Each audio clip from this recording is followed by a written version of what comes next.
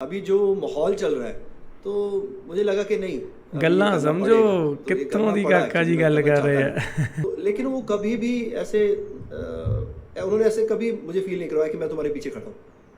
हर एक पेरेंट्स होता है ना बच्चे के यार कोई गलती कर दी कोई नहीं मेरा बेटा है तो ਮੇਰੇ ਵੱਲੋਂ ਸਾਰਿਆਂ ਨੂੰ ਜੀ ਪਿਆਰ ਭਰੀ ਸਤਿ ਸ਼੍ਰੀ ਅਕਾਲ ਤੇ ਉਮੀਦ ਕਰਦੇ ਹਾਂ ਸਾਰਿਆਂ ਨੇ ਘੈਂਟ ਹੋਗੇ। ਅੱਜ ਦੀ ਜਿਹੜੀ ਵੀਡੀਓ ਆਪਾਂ ਦੇਖਣੀ ਆ ਉਹ ਹੈਗੀ ਹੈ ਦਿਲਜੀਤ ਦੋਸਾਂਝ ਦਾ ਇੱਕ interview. Diljit Dosanjh one of the my favourite artist ਆ ਤੇ ਮਤਲਬ ਬੰਦਾ ਯਾਰ ਮੈਟਰ ਕਰਦਾ ਕਿ ਜਦੋਂ ਦਾ ਸ਼ੁਰੂ ਤੋਂ ਜੋ ਤੋਂ ਗਾਉਣ ਲੱਗਾ ਉਦੋਂ ਦਾ ਇਹਨੇ ਮੇਨਟੇਨ ਕੀਤਾ ਤੇ ਇਹਦਾ ਜਿਹੜਾ ਸਕੇਲ ਆ ਉਹ ਇਦਾਂ ਗਿਆ, ਠੀਕ ਹੈ। ਐਂਡ ਕਿਤੇ ਵੀ ਪੈਰਲਰ ਨਹੀਂ ਹੋਇਆ ਜਾਂ ਡਾਊਨ ਨਹੀਂ ਹੋਇਆ, ਠੀਕ ਹੈ। ਤੇ ਇਸ ਚੀਜ਼ ਨੂੰ ਮੇਨਟੇਨ ਕਰਨਾ ਬਹੁਤ ਡਿਫਿਕਲਟ ਹੁੰਦਾ ਕਿਉਂਕਿ ਇੱਕੋ ਦਮ ਅੱਜ ਕੱਲ੍ਹ ਵਾਇਰਲ ਹੋ ਜਾਂਦੇ ਆ ਲੋਕ ਪਰ ਉਸ ਤੋਂ ਬਾਅਦ ਉਹਨਾਂ ਨੂੰ ਕੋਈ ਪੁੱਛਦਾ ਨਹੀਂ ਗਾ, ਠੀਕ ਹੈ। ਉਹ ਚੀਜ਼ ਹੋ ਜਾਂਦੀ ਹੈ। ਬਟ ਅੱਛਾ, ਇਹਨਾਂ ਦੀ ਇੱਕ ਐਲਬਮ ਆਈ ਸੀ ਅਤੇ ਅਨੁਪਮਾ ਚੋਪੜਾ ਇੱਕ ਜਰਨਲਿਸਟ ਆ, ਇਹਨਾਂ ਦਾ ਇੰਟਰਵਿਊ ਕਰਦੀ ਹੈ। ਇਹਨਾਂ ਦਾ ਹਮੇਸ਼ਾ ਇਹਨਾਂ ਨਾਲ ਇੰਟਰਵਿਊ ਜਿਹੜਾ ਵਾਇਰਲ ਹੁੰਦਾ। ਪਿਛਲੇ ਸਾਲ ਦਿਲਜੀਤ ਦੀ ਫਿਲਮ ਕਹਿ ਰਿਹਾ ਐਲਬਮ ਆਈ ਸੀ ਗੋਟ ਅਤੇ ਉਦੋਂ ਉਹਨਾਂ ਨੇ ਜਿਹੜਾ ਇੰਟਰਵਿਊ ਕੀਤਾ ਸੀਗਾ ਮੈਂ ਦੇਖਿਆ ਨਹੀਂ ਸੀ। ਮੈਂ ਕਿਹਾ ਚਲੋ ਤੁਹਾਡੇ ਨਾਲ ਹੀ ਦੇਖ ਲੈਂਦੇ ਹਾਂ ਅਤੇ ਸ਼ੁਰੂ ਕਰਦੇ ਹਾਂ। ਪਰ ਉਸ ਤੋਂ ਪਹਿਲਾਂ ਆਪਣੇ ਚੈਨਲ ਨੂੰ ਸਬਸਕ੍ਰਾਈਬ ਕਰੋ ਜਿਹਦਾ ਨਾਮ ਹੈ ਸਨਮੀਤ ਸਿੰਘ, ਠੀਕ ਹੈ। ਅਤੇ ਸਨਮੀਤ ਸਿੰਘ ਹੀ ਮੈਨੂੰ ਇੰਸਟਾਗ੍ਰਾਮ 'ਤੇ ਫੋਲੋ ਕਰ ਲਓ ਸਾਰੇ ਜਣੇ। ਕੋਈ ਵੀ ਰਿਕੁਐਸਟ ਰਿਐਕਸ਼ਨ ਦੀ ਰਿਕੁਐਸਟ ਹੈ ਜਿਹੜੀ ਉਹ ਤੁਸੀਂ ਮੈਨੂੰ ਸੈਂਡ ਕਰ ਸਕਦੇ ਆ। अब देख के ये भी कह सकते हैं कि कोई भी आर्टिस्ट अपने आप को ग्रेटेस्ट ऑफ ऑल टाइम कैसे बोल सकता है। गोट बिल्कुल सही बात ग्रेटेस्ट है, ऑफ बिल्कुल ऑल सही बात है। चक्कर सिर्फ ये है मैम वैसे तो ये जो जितनी भी मेरी जर्नी है ये उसके बारे में है। नो डाउट समय जो टाइम है वो इतनी जल्दी भाग रहा है कि आप जो चीज़ें करते हैं ये हमारे अंदर फितरत है कि हम बहुत जल्दी भूल जाते हैं। हमारे पंजाबी इंडस्ट्री में गुरदास मान जी वो है ग्रेटेस्ट ऑफ ऑल टाइम। लेकिन मैंने देखा कुछ टाइम पहले लोग अपने कामों में शायद इतना उलझ जाते हैं तो वो रिकॉग्नाइज नहीं करते हैं चीज़ को कि उन्होंने क्या क्या काम किया है अपनी लाइफ में शुरू से लेके अब तक सारी लाइफ उन्होंने पंजाबी हो जाता है ये बंदा तो मुझे लगता है कि अभी ये टाइम आ गया है, ऐसा होना नहीं चाहिए ऐसा, लेकिन अभी ये टाइम आ गया है कि आपने जो किया है वो बताना भी पड़ता है कि हाँ I am in the game and from 18 years और ये मैंने किया है भाई। ये टाइम आ गया। ਇਹ ਐਕਚੁਅਲੀ ਇਹਨੇ ਜਿਹੜੀ ਐਲਬਮ ਦਿਲਜੀਤ ਨੇ ਕੱਢੀ ਸੀ ਉਹ ਮੈਨੂੰ ਲੱਗਦਾ ਕੱਢੀ ਇਸੇ ਕਰਕੇ ਸੀ ਕਿ ਬਾਕੀ ਜਿਹੜੇ ਫੈਲੋ ਸਿੰਗਰਸ ਆ ਉਹਨਾਂ ਨੂੰ ਦੱਸਣ ਲਈ ਕਿ ਹਜੇ ਮੈਂ ਹੈਗਾ ਇੱਥੇ, ਠੀਕ ਹੈ। ਕਿਉਂਕਿ ਕਈ ਜਣੇ ਬੜਾ ਉਹ ਕਰਨ ਲੱਗ ਜਾਂਦੇ ਹੁੰਦੇ ਆ ਦਿਲਜੀਤ ਦੇ। ਪਰ ਇੱਕ ਗੱਲ ਹੈ ਕਿ ਇਹ ਕਿਸੇ ਦੇ ਕੰਮ ਕਿਸੇ ਦੀ ਵੀ ਗੱਲ 'ਚ ਹਮੇਸ਼ਾ ਬੋਲਦਾ ਨਹੀਂ ਆ। ਇਹ ਆਪਦਾ ਮਸਤੀ ਨਾਲ ਆਪਦੀ ਚੱਲਦਾ ਰਹਿੰਦਾ, ਇਹਨੂੰ ਕੋਈ ਮਤਲਬ ਨਹੀਂ ਹੁੰਦਾ ਕਿਸੇ ਨੂੰ ਚੰਗਾ ਮਾੜਾ ਨਹੀਂ ਬੋਲਦਾ। ਇਹ ਚੰਗਾ ਤਾਂ ਬੋਲ ਦਿੰਦਾ, ਚੱਲ ਮਾੜਾ ਨਹੀਂ ਬੋਲਦਾ ਕਿਸੇ ਨੂੰ। ਇਹ ਬਸ ਹੱਥ ਜੋੜ ਦਿੰਦਾ ਹੈ ਨਾ, ਅਤੇ ਸਹੀ ਹੈ। ਵੈਸੇ ਐਲਬਮ ਦਾ ਟਰੈਂਡ ਇਹਨੇ ਚੰਗਾ ਕੱਢਿਆ ਪਿਛਲੇ ਸਾਲ। ਉਸ ਤੋਂ ਬਾਅਦ ਦੇ ਐਲਬਮ 'ਤੇ ਐਲਬਮ ਮਤਲਬ ਕਿ ਇੰਨੇ ਸਿੰਗਰਾਂ ਨੇ ਐਲਬਮਾਂ ਅਨਾਊਂਸ ਕਰਤੀਆਂ।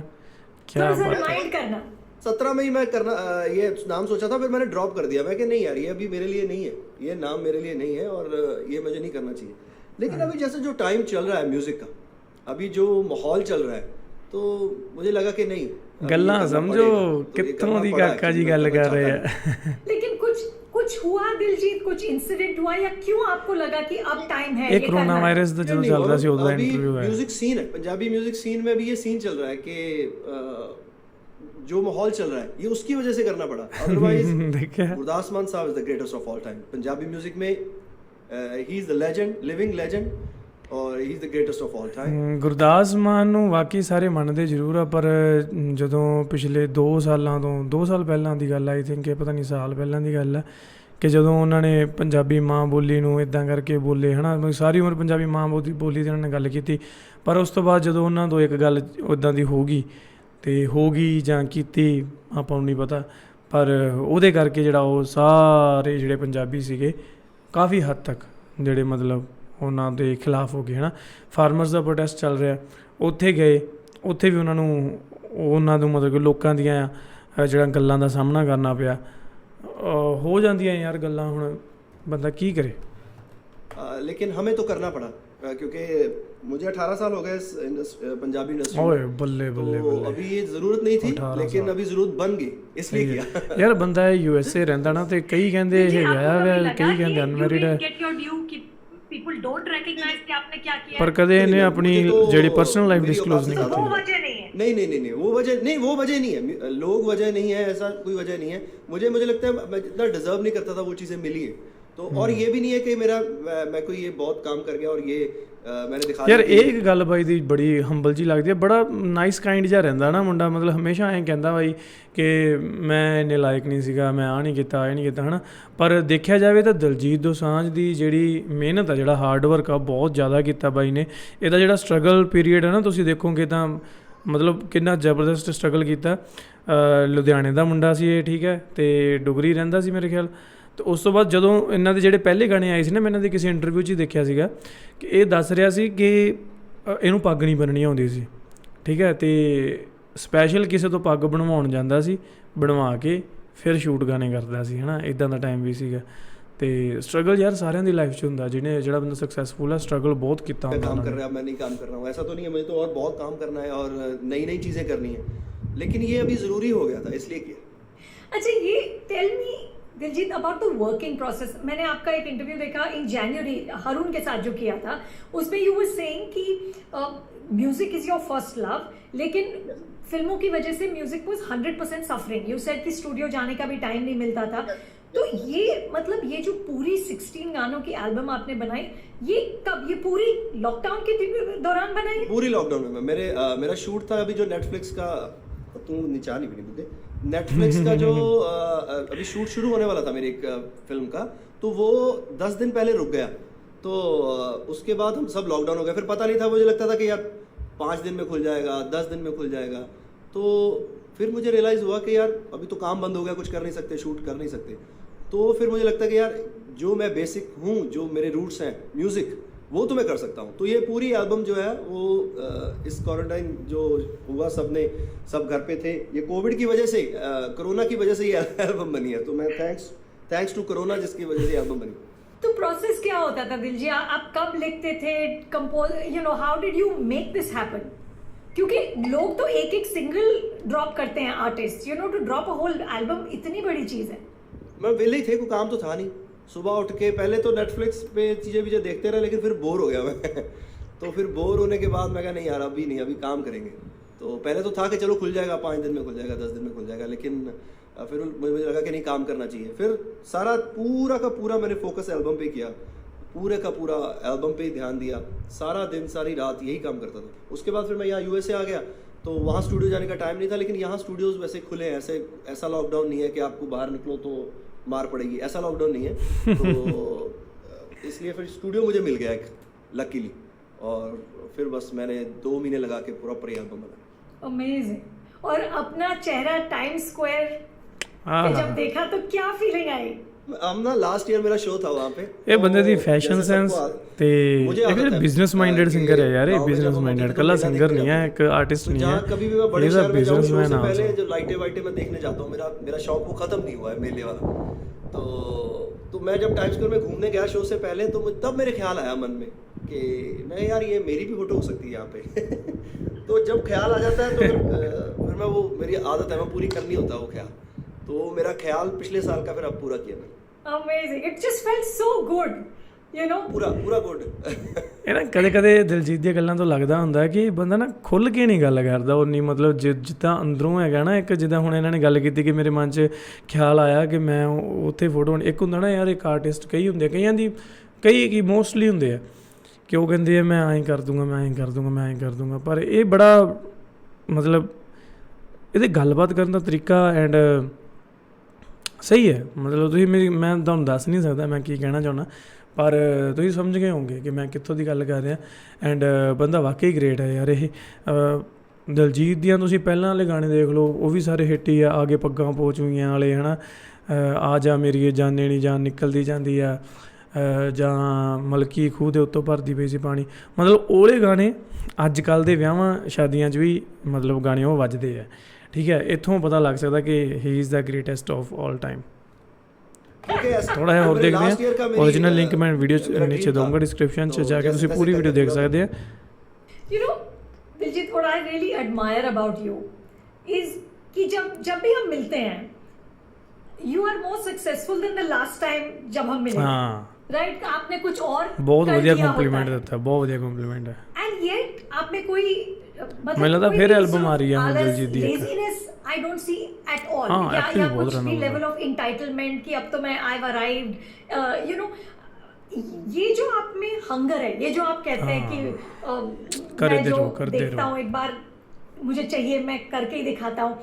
How do you maintain this कि ये जो हंगर है टू कीप डूइंग थिंग्स, कि एक और माउंटेन ढूंढ के एक और माउंटेन पे चढ़ो, how do you keep this going? वैसे तो चलो मैम, कोई ज़रूरत नहीं है इस चीज़ की लाइफ में, तो किसी ने तो किसी को बोला ना, मुझे किसी ने बोला हुआ है कि तुमने ये करना है, और इन सब चीज़ों की ज़रूरत भी बड़े बड़े लोग आके चले गए, बड़ी बड़ी चीज़ें करके चले गए, उसके बाद भी मतलब ऐसा कुछ ज़रूरी नहीं है ये, लेकिन वो मेरी एक हर एक बंदे की एक आदत होती है, अपनी अपनी आदत होती है। तो वो एक मेरी आदत है कि कोई चीज़ देखता हूँ तो जैसे बच्चा होता है कि अगर जहाज़ देख लिया तो जहाज़ चाहिए, तो और कोई चीज़ देख ली तो वो चाहिए, तो वो एक आदत है। ये सिर्फ उसकी वजह से मैं कर रहा हूँ। अदरवाइज अगर मैं इस चीज़ का सोचूं कि मैं कोई बहुत बड़ा काम कर रहा हूँ या मैंने ये कर दिया अभी, मैंने ये अचीव कर लिया, उसका तो कोई मायने है नहीं, अचीवमेंट का तो कोई मायने है नहीं लाइफ में, मुझे ऐसा लगता है। लेकिन ये जो एक वो बच्चों वाली चीज़ होती है कि ये खिलौना मुझे चाहिए, वो फीलिंग है मेरे में कि यार अगर ये चीज़ मैंने देख ली यार इसके पास है तो मुझे भी चाहिए,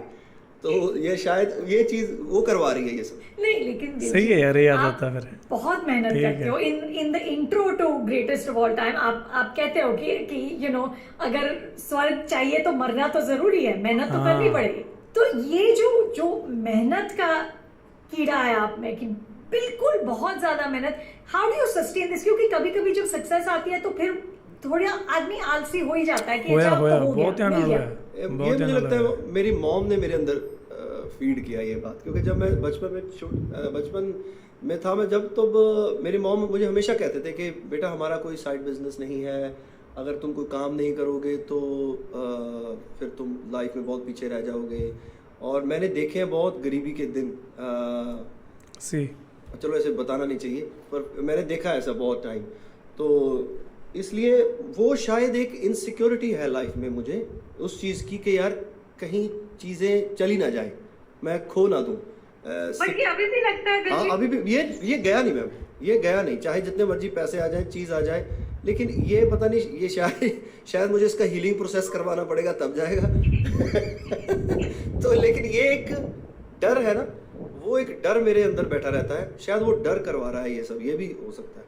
हाँ, सही है वो भाई, एक फिर तो बचपन डर में ही बैठ गया पॉजिटिव है। दिमाग में कि यार, क्योंकि ऐसा तो था नहीं कि पीछे से कुछ चला आ रहा था, घर वालों से कुछ ऑलरेडी बना हुआ था, या कोई ऐसा भी बंदा था कि जो मेरे पीछे खड़ा था कि दिलजीत तेरे से नहीं हुआ ना तो मैं हूँ, या दिलजीत तेरा पंगा पड़ गया ना कोई तो मैं हूँ, ऐसे बैक पे कभी भी बचपन से कोई नहीं रहा। क्या बात है। मेरे डैड बहुत ही नेक दिल इंसान है, लेकिन वो उन्होंने कभी, अभी मैं सोचता हूँ कि उन्होंने बिल्कुल अच्छा किया, मैं इस धरती पे आ गया, यही करना चाहिए पेरेंट्स को, बाकी बच्चों पे छोड़ देना चाहिए। तो लेकिन वो कभी भी ऐसे उन्होंने ऐसे कभी मुझे फील नहीं करवाया कि मैं तुम्हारे पीछे खड़ा हूँ। हर एक पेरेंट्स होता है ना बच्चे का, यार कोई गलती कर दी, कोई नहीं मेरा बेटा है, तो ऐसी कभी फीलिंग मुझे लाइफ में नहीं दी मेरे पेरेंट्स ने। तो शायद वो जो इनसिक्योरिटी है, वो डर की कि अगर कहीं पंगा हुआ तो भी मैं हूँ, अगर कोई चीज़ अचीवमेंट मिली तो भी मैं ही हूँ, तो कोई पीछे नहीं है मेरे। तो इस चीज़ का जो डर है वो गया नहीं अभी तक। ਹੁਣ ਜਿਹੜੀ ਬਾਈ ਨੇ ਗੱਲ ਕੀਤੀ ਹੈ ਉਹਦੇ ਦੋ ਮਤਲਬ ਨਿਕਲਦੇ ਆ ਨਾ, ਇੱਕ ਤਾਂ ਉਹਨਾਂ ਨੇ ਇੱਕ ਪੋਜ਼ਿਟਿਵ ਵੇ ਨਾਲ ਕੀਤੀ ਹੈ ਉਹ ਗੱਲ ਕਿ ਮੇਰੇ ਪਿੱਛੇ ਵੀ ਕੋਈ ਨਹੀਂ ਗਾ, ਮਤਲਬ ਇਹ ਵਧੀਆ ਹੋਇਆ ਕਿ ਉਹਨਾਂ ਦੇ ਪੇਰੈਂਟਸ ਨੇ ਉਹ ਚੀਜ਼ ਨਹੀਂ ਕੀਤੀ। ਸ਼ਾਇਦ ਜੇ ਉਹ ਕਹਿ ਦਿੰਦੇ, ਇੱਕ ਉਹ ਹੁੰਦਾ ਨਾ ਕਿ ਆਪਾਂ ਕਿਸੇ ਤੇ ਡਿਪੈਂਡ ਰਹਿ ਜਾਂਦੇ ਆ ਤਾਂ ਬੰਦਾ ਉਹਨਾਂ ਅੱਗੇ ਵਧ ਨਹੀਂ ਸਕਦਾ। ਜੇਕਰ ਆਪਾਂ ਕਿਸੇ ਦੇ ਛਤਰ ਛਾਇਆ ਦੇ ਹੇਠ ਰਹਿੰਦੇ ਆ ਨਾ ਤਾਂ ਉਹ ਬੰਦਾ ਅੱਗੇ ਵਧ ਨਹੀਂ ਸਕਦਾ ਨਾ। ਜੇਕਰ ਉਹਨੂੰ ਖੁੱਲ੍ਹਾ ਛੱਡਾਂਗੇ ਇਕੱਲੇ ਨੂੰ ਤਾਂ ਉਹ ਆਪੇ ਉਡਾਰੀਆਂ ਮਾਰਦਾ ਜਾਂਦਾ, ਅਤੇ ਉਹ ਜਦੋਂ ਖੰਭ ਖਿਲਾਰਦਾ ਅਤੇ ਉਦੋਂ ਉਹਨੂੰ ਸਕਸੈਸ ਜਿਹੜੀ ਹੈ ਮਿਲਦੀ ਹੈ। ਅਤੇ ਸਹੀ ਹੈ, ਵੈਸੇ ਇਹੀ ਗੱਲ ਹੋ ਸਕਦੀ ਹੈ, ਦੂਜਾ ਵੇ ਤਾਂ ਮੈਨੂੰ ਲੱਗਦਾ ਨਹੀਂ ਹੋ ਸਕਦਾ, ਇਸ ਲਈ ਆਪਾਂ ਦੂਜੇ ਦੇ ਵੇ ਦੀ ਗੱਲ ਹੀ ਨਹੀਂ ਕਰਦੇ, ਛੱਡੋ ਪਰੇ। ਅਤੇ ਬਾਕੀ ਦਿਲਜੀਤ ਯਾਰ, ਜਦੋਂ ਦੀ ਦਿਲਜੀਤ ਨੇ ਐਲਬਮ ਕੱਢੀ ਆ ਉਸ ਤੋਂ ਬਾਅਦ ਪਤਾ ਨਹੀਂ ਕਿੰਨੇ ਹੀ ਸਿੰਗਰਾਂ ਨੇ ਐਲਬਮਾਂ ਕੱਢਤੀਆਂ। ਉਹ ਜਿਹੜਾ ਇੱਕ ਉਹ ਜਵਾਕ ਜਿਹਾ ਹੈਗਾ ਜਸਮਾਨਕ, ਕੀ ਨਾਮ ਉਹਦਾ ਯਾਰ, ਆਹੀ ਹੈ ਸ਼ਾਇਦ, ਉਹਨੇ ਵੀ ਕੱਢਤੀ ਅਤੇ ਹੋਰ ਵੀ ਆ ਗਈਆਂ। ਹੁਣ ਜਾ ਕੇ ਫਿਰ ਟਰੈਂਡ ਜਿਹਾ ਹੋ ਗਿਆ ਪਿਛਲੇ 2 ਕੁ ਮਹੀਨਿਆਂ ਤੋਂ, ਸਾਰਿਆਂ ਨੇ ਅਨਾਊਂਸ ਕਰਤੀਆਂ, ਗਿੱਪੀ ਗਰੇਵਾਲ, ਅਮਰਿੰਦਰ ਗਿੱਲ ਭਾਜੀ ਤਾਂ ਯਾਰ ਸਿਰਾਂ ਨੇ, ਉਹ ਤਾਂ ਆਪਣੀ ਚਾਲ, ਉਹ ਵੀ ਅਮਰਿੰਦਰ ਗਿੱਲ ਅਤੇ ਦਿਲਜੀਤ ਆਪਦੀ ਚਾਲ ਚੱਲਦੇ ਆ, ਕੋਈ ਲੈਣਾ ਦੇਣਾ ਨਹੀਂ, ਕੋਈ ਮਤਲਬ ਨਹੀਂ, ਕੋਈ ਕੁਛ ਨਹੀਂ, ਹੈ ਨਾ। ਅਤੇ ਬਾਕੀ ਹੋਰ ਵੀ ਕਾਫੀ ਸਾਰੇ ਸਿੰਗਰਸ ਆ। ਬਾਕੀ ਸਿੱਧੂ ਮੂਸੇਵਾਲੇ ਨੇ ਤਾਂ ਕੱਢੀ ਆ, ਉਹਦੇ ਤਾਂ ਭਰਾਵਾ ਉਹਨੇ ਤਾਂ ਐਲਬਮ ਵਾਲੀ ਨੇਰੀ ਲਿਆ ਤੀ। ਇੰਨੇ ਗਾਣੇ ਐਲਬਮ ਦੇ ਵਿੱਚ ਮੈਨੂੰ ਲੱਗਦਾ ਹੋਰ ਕਿਸੇ ਸਿੰਗਰ ਨੇ ਨਹੀਂ ਹਜੇ ਤੱਕ ਬਣਾਏ ਹੋਣੇ। ਅਤੇ ਜਿਹੜੇ ਤਿਆਰੀਆਂ ਕਰ ਰਹੇ ਆ ਕਿਸੇ ਅਸੀਂ ਐਲਬਮ 'ਚ ਗਾਣੇ ਪਾਉਣੇ ਆ ਕੀ ਪਤਾ ਉਹਨਾਂ ਨੇ ਸਿੱਧੂ ਨੂੰ ਵੇਖ ਕੇ ਉਹ ਗਾਣਿਆਂ ਨੇ ਗਿਣਤੀ ਵਧਾਤੀ ਹੋਵੇ। ਨਹੀਂ ਤਾਂ ਅੱਗੇ ਐਲਬਮਾਂ ਆਉਂਦੀਆਂ ਹੁੰਦੀਆਂ ਸੀ ਵੱਧ ਤੋਂ ਵੱਧ 6 ਗਾਣੇ ਜਾਂ 8 ਗਾਣੇ। ਹੁਣ ਜਿਵੇਂ ਦਿਲਜੀਤ ਨੇ 16 ਗਾਣੇ ਬਣਾਏ ਆ, ਸਿੱਧੂ ਮੂਸੇਵਾਲੇ ਨੇ ਸਿੱਧੇ ਹੀ ਚੱਕ ਤੇ ਫੱਟੇ, ਠੀਕ ਹੈ। ਅਤੇ ਹੁਣ ਅੱਗੇ ਦੇਖੋ ਭਰਾਵਾ ਕੀ ਹੋਣਾ ਪੰਜਾਬੀ ਇੰਡਸਟਰੀ ਦੇ ਵਿੱਚ। ਜਿਹੜਾ ਉਹ ਹੁੰਦਾ ਨਾ ਮੈਂ ਅੱਗੇ ਜਾਊਂਗਾ ਉਹ ਕੰਮ ਚੱਲ ਰਿਹਾ। ਪਰ ਆਪਾਂ ਸਾਰੇ ਜਣੇ ਜਿੰਨੇ ਬੈਠੇ ਤੁਸੀਂ ਸਵਾਦ ਲਓ, ਮਜ਼ੇ ਲਓ, ਹੋਰ ਕੀ ਚਾਹੀਦਾ। ਅਤੇ ਗਾਈਜ਼ ਹੋਰ ਕਿਹੜੀ ਵੀਡੀਓ 'ਤੇ ਰਿਐਕਸ਼ਨ ਬਣਾਈਏ ਨੀਚੇ ਕਮੈਂਟ ਕਰਕੇ ਜ਼ਰੂਰ ਦੱਸੋ। ਅਤੇ ਸਨਮੀਤ ਸਿੰਘ ਚੈਨਲ ਆਪਣਾ ਸਬਸਕ੍ਰਾਈਬ ਕਰਨਾ ਨਾ ਭੁੱਲਿਓ। ਪੰਜਾਬੀ ਰੀਲ TV ਆਪਣਾ ਮੇਨ ਜਿਹੜਾ ਚੈਨਲ ਹੈ ਜਿਹਦੇ 8 ਲੱਖ ਤੋਂ ਪਲੱਸ ਸਬਸਕ੍ਰਾਈਬਰ ਹੈ, ਜਿੱਥੇ ਆਪਾਂ ਵੀ ਕੰਟੈਂਟ ਦੇ ਰਿਐਕਸ਼ਨਸ ਹੀ ਬਣਾਉਣੇ ਆ। ਅਤੇ ਸੈਨ ਦੇ ਲਈ ਇੱਕ ਹੋਰ ਚੈਨਲ ਹੈ ਜਿਹਦੇ ਆਪਾਂ ਵਲੌਗਸ, ਪ੍ਰੈਂਕਸ, ਚੈਲੰਜਸ ਵਗੈਰਾ ਬਣਾਉਣੇ ਆ। ਅਤੇ ਵੇਖ ਲਓ, ਸਾਰੇ ਇੰਜੋਏ ਕਰੋ। Links in the description below. ਮੈਂ ਮਿਲਦਾ ਤੁਹਾਨੂੰ ਕਿਸੇ ਹੋਰ ਵੀਡੀਓ ਤਦ ਤੱਕ bye bye, take care, see you.